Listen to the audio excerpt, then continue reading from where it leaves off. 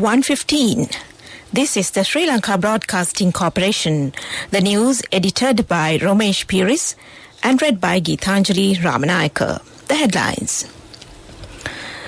The Premier to brief the Vatican on the progress of action taken by the government against the suspects of the Easter Sunday attacks. The Finance Minister says the government's revenue has dropped drastically compared to expenditure. The program to restore tanks and anikas under Wari Saubhagya National Irrigation Program commenced. COVID-19 recovery tally in the country is on the rise amidst the expeditious vaccination drive in all districts. The Chief Medical Officer of the CMC says the vaccination rollout has been successful in reducing COVID numbers and deaths in Colombo. The first national streaming hub inaugurated. Today is World Literacy Day. International news, top US national security leaders visit Qatar. Sports cricket, Joss Buttler and Jack Leach return to England squad for the 5th Tests. Local news in detail now. The Cabinet spokesman, Dr. Ramesh Patrana, addressing the post-Cabinet virtual news briefing yesterday, said that the Prime Minister Mahinda Rajapaksa and Foreign Affairs Minister Professor G.L. Perez will brief the Vatican on the progress made in connection with the legal action taken against the suspects involved in the Easter Sunday carnage.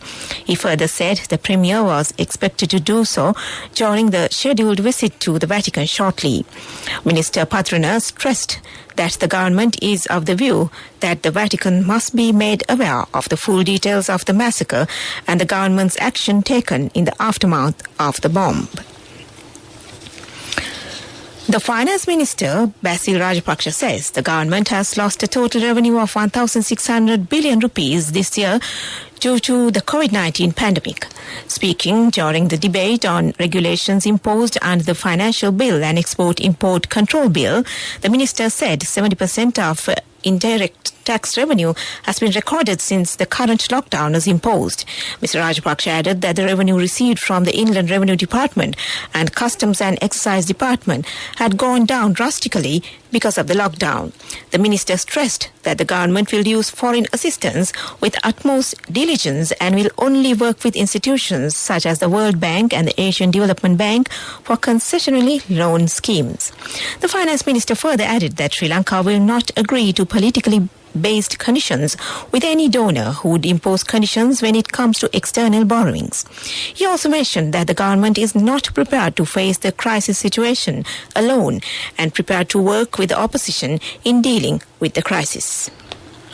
The Health Ministry says that another 1,769 coronavirus patients have recovered and have been discharged from hospitals and treatment centres within the last 24 hours. This brings Sri Lanka's total recoveries from COVID-19 to 388,278 thus far, while just over 70,301 infected patients are presently under medical care and home-based care. The total number of coronavirus cases confirmed in the country is 468,899, while the death toll has climbed to 10,320. Furthermore, the District Secretary Pradeep Yasaratna says steps have been taken to vaccinate persons over the age of 20 years in the next fortnight. He further said that 98% of persons over the age of 60 years have received both doses of the vaccination.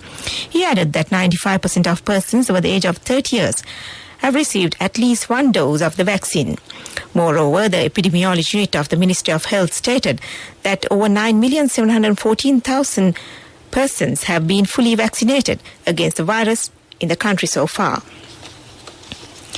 The Chief Medical Officer of the Colombo Municipal Council, Ruan Vijayamuni, says that due to the successful implementation of the vaccination program in the city of Colombo, there is a significant reduction in the number of COVID infections and deaths. He said that the average number of infections reported in the city of Colombo was between 100 and 140 in a day, and that was gradually declining, and that the number of deaths reported from Colombo was less than half.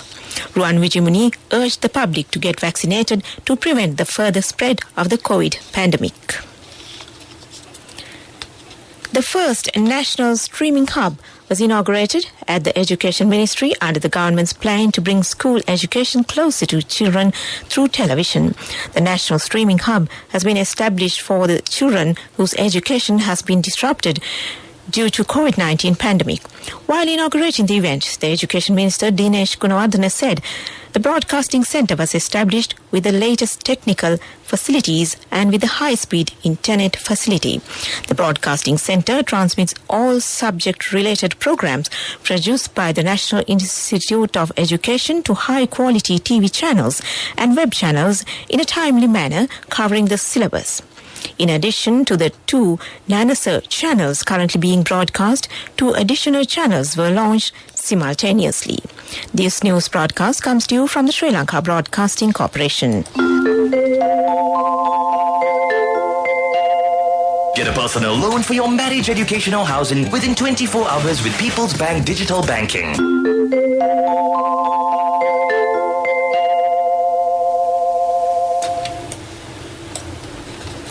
Today is World Literacy Day. The United Nations Educational, Scientific and Cultural Organization has proclaimed 8th of September as International Literacy Day since 1966. This year, the International Literacy Day celebration will shine a light on the need of bridging the digital divide. The pandemic has accelerated the adoption of digital and remote learning solutions to relieve the effects on the 90% of the world's students affected by school closures. According to the United Nations, 773 million adults and youth worldwide lack basic literacy skills. The number of children and adolescents without reading the minimum proficiency levels is 617 million. Literacy has also become an important factor in the United Nations 2030 Sustainable Development Goals. An Indian Army delegation is in the island to discuss bilateral defence cooperation. The Indian High Commission tweeted that the High Commissioner Gopal Bagley received the delegation visiting Sri Lanka to discuss with their Sri Lankan counterparts the roadmap for bilateral defence cooperation, including Mitra Shakti, the biggest bilateral military exercise in the region. The Customs Media spokesman and Deputy Director Sudat Silva says an illegal attempt to smuggle in a stock of oximeters valued more than 2.3 million rupees was thwarted by the customs officers. He said the seizure was made on Monday while attempting to smuggle in the devices through the air cargo terminal of the Bandaranaike International Airport. The media spokesman further said that during the customs examination, the officers found 4,200 oximeters packed in 21 cartons.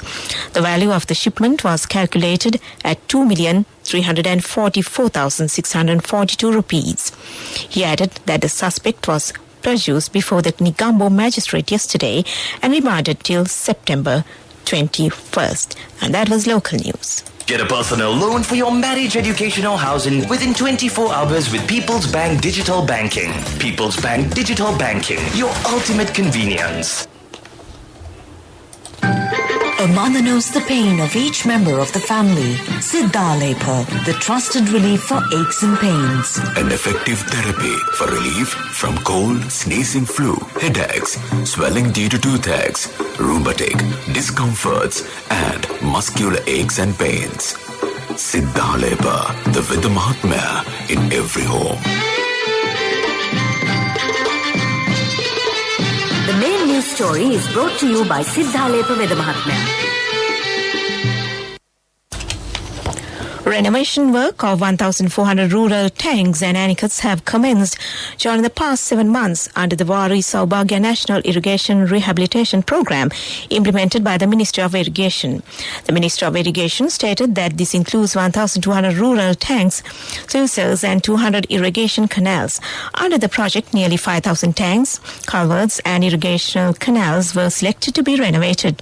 The Ministry of Irrigation plans to meet the proposed target of 5,000 in the next 3 years, in addition to the tank anicuts that have already been restored. This program was launched on February 5th under the patronage of President Gotabaya Rajapaksa. The main news story was brought to you by Siddha Lepa Vidya Mahatmya. Brush your teeth twice a day for healthy teeth and gums. Supiriviki and Kakulu, your trusted brands in oral care for many years. Supiriviki Ayurvedic toothpaste for adults. Kakulu Ayurvedic toothpaste for kids. 9 Ayurvedic ingredients of Supiriviki will protect your teeth and strengthen your gums. Supiriviki and Kakulu, products from Siddhaleba. And now in Watch Light. The COVID vaccination program conducted by the Ministry of Health will be carried out in 416 vaccination centres in all districts in the country. For further details of the nearest vaccination centres and type of vaccines administered can be obtained by visiting the official website of the Health Ministry. That's health.gov.lk. World News. The headlines: top U.S. national security leaders visit Qatar. Iran signals defiance after chiding IAEA report. Australia's indigenous ask UN to review cultural heritage bill. World news in detail now. The U.S. has managed to get 4 more Americans out of Afghanistan. Reports say they are the first citizens to be evacuated overland since the U.S. withdrew its troops last month. The news comes as U.S. Secretary of State Antony Blinken met with officials in Qatar, a crucial link to the Taliban. Blinken and U.S. Secretary of Defense Lloyd Austin held talks with Qatar's Emir and the country's foreign and defense ministers.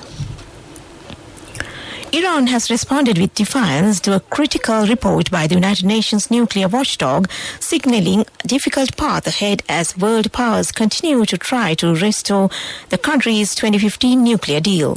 The International Atomic Agency said in 2 confidential reports that Iran has continued to increase production of high-enriched uranium while failing to resume full cooperation with nuclear inspectors. It also said the watchdogs deeply concerned about the long-standing issue of the presence of nuclear materials at several undeclared locations. A group of indigenous people have filed a complaint to the United Nations over Western Australia's draft heritage protection laws more than a year after mining company Rio Tinto legally destroyed historically and culturally significant rock shelters to expand a mine. The group is making a formal request to the UN Committee on the Elimination of Racial Discrimination to review the state's cultural heritage bill, calling it incompatible with Australia's international obligations. Back to the headlines of the world news. Top U.S. national security leaders visit Qatar. Iran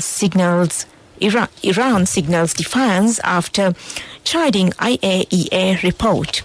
Australia's indigenous ask UN to review cultural heritage bill. And that ends world news. And in development news,